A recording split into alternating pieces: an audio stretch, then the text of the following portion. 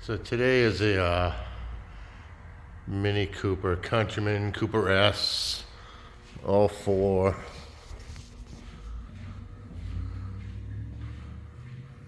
It's a 2014, in case I didn't say that.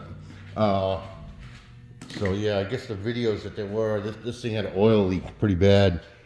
And the videos where they were taking the front end apart, which I took the grill off, but I'm like, no, that's too much work. And I don't know what these guys are doing. I mean, I guess if you got small hands like me, I mean, I did have to take the turbo off and the down pipe, the front cat, but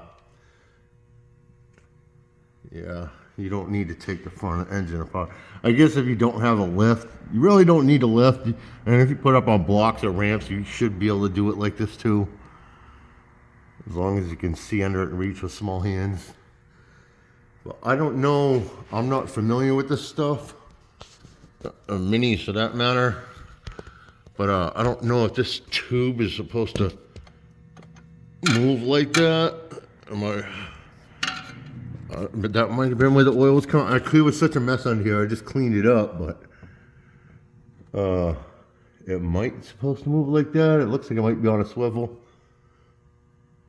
But yeah, you don't have to take the front of this shit apart. The turbo was a bitch. I had to beat it out. And I did break the wastegate actuator. The threads were seized up on the nut, so it twisted off, so it needs a new actuator. But other than that, yep. Yeah, there's no reason to take the front car apart. Top and bottom, top and bottom, top and bottom.